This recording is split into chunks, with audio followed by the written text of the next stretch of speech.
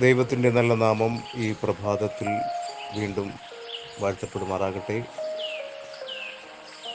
ഈ പ്രഭാതത്തിൽ നമുക്കെല്ലാവർക്കും ജീവനോടെ, ആരോഗ്യത്തോടെ, ബലത്തോടെ ഉണരുവാൻ, കർത്താവിനെ സ്തുതിക്കുവാൻ ലഭിച്ച നല്ല ഭാഗ്യം നമുക്ക് ഓർത്ത് കർത്താവിന് നന്ദി പറയാം. അല്പസമയത്തെ ചിന്തയ്ക്കായി യോഹന്നാൻ്റെ സുവിശേഷം 2-ാം അധ്യായം അതിൻ്റെ 5-ാം വാക്യം. അവൻ്റെ അമ്മ ശുശ്രൂഷക്കാരോട്, അവൻ നിങ്ങളോട് എന്തെങ്കിലും കൽപ്പിച്ചാൽ അത് ചെയ്യുവിൻ എന്നു പറഞ്ഞു. ഇവിടെ നമുക്കറിയാവുന്ന ഒരു പശ്ചാത്തലമാണ് ഒരു കല്യാണ വീട്ടിൽ ഉണ്ടായ ഒരു മാനസികമാകുന്ന ഒരു തകർച്ച. അതായത് ആ കല്യാണ വീട്ടിൽ വിരുന്നു സൽക്കാരത്തിന് വേണ്ടി തങ്ങൾ ക്രമീകരിച്ചു വെച്ചിരുന്ന പ്രധാനപ്പെട്ട ഒരു വിഭവം തീർന്നുപോയി. അവർ ആകെപ്പാടെ മാനസികമായി പ്രയാസപ്പെട്ട് തകർന്നു നിൽക്കുമ്പോൾ യേശു അവിടെ ഉണ്ട്, യേശുവിൻ്റെ അമ്മയുമുണ്ട്. അവർ യേശുവിൻ്റെ അമ്മയുടെ അടുക്കൽ ചെന്ന് ഈ വിഷയങ്ങളൊക്കെ പറഞ്ഞു. അത് റെക്കമെൻഡേഷന് വേണ്ടിയിട്ട്. ഇങ്ങനെയാണ് നമ്മൾ മനുഷ്യർ. നമ്മുടെ വീടിനടുത്തോ അല്ലെങ്കിൽ മറ്റ് സ്വാധീനമുള്ള ഏതെങ്കിലും ഭവനത്തിൽ അവരെ കൊണ്ട് എന്തെങ്കിലും ഒരു കാര്യം സാധിപ്പിച്ചു തരണമെങ്കിൽ, ഒരുപക്ഷെ അവിടുത്തെ വീട്ടിലെ അച്ചായനായിരിക്കാം, അല്ലെങ്കിൽ അവളുടെ മകനായിരിക്കാം, അല്ലെങ്കിൽ അപ്പച്ചനായിരിക്കാം, എന്ന് വേണ്ട ആര് തന്നെ ആയിക്കോട്ടെ, അവരെ കൊണ്ട് എന്തെങ്കിലും നമുക്ക് ചെയ്തെടുക്കണമെങ്കിൽ ഒരുപക്ഷെ നമ്മൾ നേരിട്ട് ആ വ്യക്തിയോട് ചോദിക്കുവാൻ മടിച്ചിട്ട് ആ വ്യക്തിയിലെ ആ വീട്ടിലെ പ്രിയപ്പെട്ടവരോട് നമ്മൾ റെക്കമെൻഡ് ചെയ്യും. അച്ചായനോട് ഒന്ന് പറയണമേ, അല്ലെങ്കിൽ അമ്മാമ മകനോടൊന്ന് പറയണമേ, അല്ലെങ്കിൽ അച്ചായ അമ്മാമയോടൊന്ന് പറയണമേ. ഇങ്ങനെയൊക്കെ റെക്കമെൻഡേഷൻ നടത്തി നമ്മൾക്ക് കാര്യങ്ങൾ സാധിച്ചെടുക്കാൻ പറ്റും. ഒരുപാട് പേര് അങ്ങനെ ചെയ്യുന്നുണ്ട്. നമ്മുടെ വീട്ടിൽ നമ്മുടെ അച്ഛനോട് എന്തെങ്കിലും ആവശ്യപ്പെട്ട് നമ്മുടെ കുട്ടിക്കാലത്ത് നമ്മുടെ അമ്മയോടാണ് ആദ്യം പറയുന്നത്. അമ്മയെ കൊണ്ട് പറയിച്ചതിന് ശേഷം മാത്രമാണ് നമ്മൾ അപ്പനോട് സംസാരിക്കുന്നത്. ഇവിടെ അതുപോലെ തന്നെ ഈ പ്രിയപ്പെട്ടവർ അമ്മയും മകനുമായിട്ടുള്ള ബന്ധത്തിൻ്റെ ആഴം മനസ്സിലാക്കിക്കൊണ്ട് അവിടെ ചെന്ന് പറയുകയാണ്, അമ്മയോട് പറയുകയാണ് ഇങ്ങനൊരു സംഭവമുണ്ട്. പക്ഷേ അമ്മ യേശുവിൻ്റെ അടുക്കൽ ചെന്നു ഈ വിഷയം അവതരിപ്പിച്ചപ്പോൾ അമ്മയ്ക്ക് നിരാശയോടെ മടങ്ങേണ്ടി വന്നു അവിടെ നിന്ന്. ഒടുവിൽ മറിയയ്ക്ക് ഒരു കാര്യം മനസ്സിലായി, യേശുവിൻ്റെ അടുക്കൽ റെക്കമെൻഡേഷൻ കൊണ്ട് ഒരു ഫലവുമില്ല.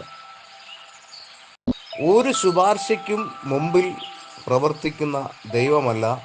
അവനവൻ്റെ ആവശ്യബോധത്തോടെ അവനോട് ധരിപ്പിച്ചിട്ട് അവന് മനസ്സലിഞ്ഞ് എന്തെങ്കിലും ചെയ്യുന്നെങ്കിൽ മാത്രമേ അത് പ്രാപിക്കാൻ കഴിയത്തുള്ളൂ എന്നുള്ള സത്യം മറിയയ്ക്ക് മനസ്സിലായിട്ട് മറിയ ആ കല്യാണ വീട്ടിലെ ജോലിക്കാരോട് അല്ലെങ്കിൽ ശുശ്രൂഷക്കാരോട് ഇങ്ങനെ പറയാണ്, അവൻ നിങ്ങളോട് എന്തെങ്കിലും കൽപ്പിച്ചാൽ അത് നിങ്ങൾ ചെയ്തു. അവൻ നിന്നോട് കൽപ്പിച്ചാൽ മാത്രമേ നിങ്ങൾക്ക് എന്തെങ്കിലും ചെയ്യുവാൻ കഴിയത്തുള്ളൂ. അങ്ങനെ ചെയ്തെങ്കിൽ മാത്രമേ ഇതിനൊരു മാറ്റമുണ്ടാകത്തുള്ളൂ, അല്ലെങ്കിൽ ഒരു പരിഹാരം കാണാൻ കഴിയത്തുള്ളൂ. ഒരു കാര്യം ഉറപ്പാണ്, യേശു അവരോട് പറഞ്ഞു, ഈ കൽപ്പാത്രങ്ങളിൽ വെള്ളം നിറയ്ക്കും. അവർ അതനുസരിച്ചു. അവിടെ മധുരകരമായ ഒരു അനുഭവമായി മാറി. ഒന്നുണ്ട്, യേശു എന്തെങ്കിലും കൽപ്പിച്ചു കഴിഞ്ഞാൽ, എന്നോടോ എന്നെ കേൾക്കുന്ന പ്രിയപ്പെട്ടവരോടോ യേശു എന്തെങ്കിലും കൽപ്പിച്ചു കഴിഞ്ഞാൽ ആ കൽപ്പനയുടെ പിന്നിൽ, ആ ആജ്ഞയുടെ പിന്നിൽ ഒരു മധുരിക്കുന്ന അനുഭവം ആവശ്യപ്പെടുന്നവരുടെ ജീവിതത്തിൽ വെളിപ്പെടും. ഉദാഹരണമായി നമുക്കെല്ലാവർക്കും അറിയാം, പത്രോസ് രാത്രി മുഴുവൻ ആഴക്കടലിൽ അധ്വാനിച്ചിട്ട് താനും തൻ്റെ പ്രിയപ്പെട്ടവരുമായി തളർന്ന് ക്ഷീണിച്ചിരിക്കുമ്പോൾ യേശു അവിടെ ചെല്ലുകയാണ്. യേശു അവിടെ ചെന്നിട്ട് പത്രോസിനോട് പറയുന്നു, നീ ആഴത്തിലേക്ക് വലയിറക്കാം. രാത്രി മുഴുവൻ അധ്വാനിച്ച് നാഥ, ഒരു ചെറുമീൻ പോലും കിട്ടിയില്ല, എങ്കിലും നിന്റെ വാക്കിനിൽ ഞാൻ വിശ്വസിക്കുന്നു, ഞാൻ വലയിറക്കുകയാണ്. ഒരുപക്ഷെ അവിടെ കൂടെ നിന്ന പത്രോസിൻ്റെ സഹായികൾ ഒരുപക്ഷെ ചിന്തിക്കുക, ആഴക്കടലിനെക്കുറിച്ച് ഒന്നും അറിയാത്ത യേശു, എന്നാൽ ജനിച്ചപ്പം മുതൽ ഈ കടലിൻ്റെ ആഴക്കടലുമായി നല്ല ബന്ധമുള്ള, ഇന്നലെ രാത്രി വരെയും ഈ ആഴക്കടലിലെ തിരമാലയോട് മല്ലടിച്ച പത്രോസിന് ഈ കടലിൻ്റെ അനുഭവം അറിയാം, മീൻ എവിടെ ഉണ്ടെന്നറിയാം, ചാകര എവിടെ ഉണ്ടെന്നറിയാം. എന്നാൽ ആ അറിയാവുന്ന PhD എടുത്ത പത്രോസിന് കയ്യിൽ ഒരു ചെറുമീനെ പോലും കിട്ടാതെ നിരാശയോടെ ഇരിക്കുമ്പോൾ ഈ കടലിനെ കുറിച്ച് ഒന്നും അറിയാത്ത ഒരുവൻ വന്നിട്ട് പറയുന്നു പത്രോസിനോട്, നീ ആഴത്തിലേക്ക് വലയിറക്കാൻ. പത്രോസിന് ഒരു കാര്യം യേശുക്രിസ്തുവിനെ കണ്ടപ്പോൾ തന്നെ മനസ്സിലായിട്ടുണ്ട്, ഇവൻ ജീവനുള്ള ദൈവം തന്നെ, ഇവൻ തന്നെ ജീവൻ്റെ ഉടയവൻ, ഇവൻ തന്നെ ആകാശത്തെയും ഭൂമിയും സൃഷ്ടിച്ചവൻ, അവൻ തന്നെ കാറ്റിനെയും കടലിനെയും എല്ലാത്തിനെയും അവൻ സൃഷ്ടിച്ചത് അവൻ തന്നെയാണ്. അതുകൊണ്ട് യേശുവിന് അറിയാത്തതായിട്ട് ഒന്നുമില്ല എന്ന് ഒരു പക്ഷേ പരിശുദ്ധാത്മാവ് പത്രോസിൻ്റെ ചിന്തകളിൽ ആ ചിന്താമണ്ഡലങ്ങളിൽ അല്ലെങ്കിൽ ബുദ്ധിമണ്ഡലത്തിൽ വെളിപ്പെട്ട് കാണും. പത്രോസിന് കാര്യം ഒരു പക്ഷേ പരിശുദ്ധാത്മാവ് അവനിൽ മനസ്സിലാക്കി കൊടുത്തു കാണും. അത് മനസ്സിലാക്കിയ പത്രോസ് അത് അനുസരിപ്പാൻ തക്കവണ്ണം ഇടയെത്തുന്നു.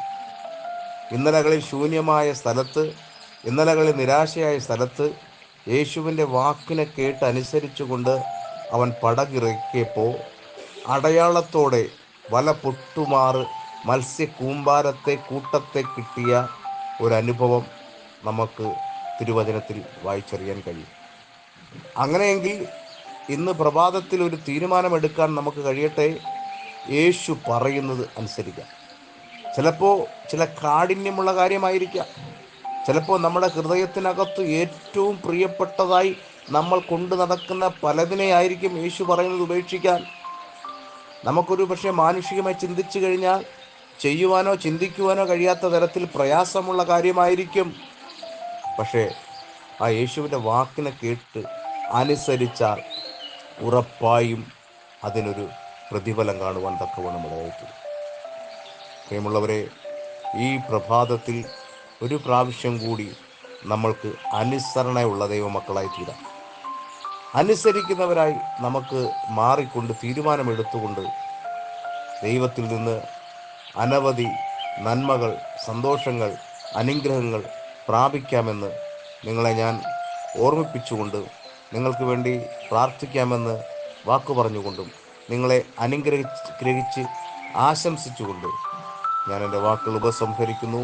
ദൈവം നമ്മളെ സഹായിക്കട്ടെ. ആമേൻ.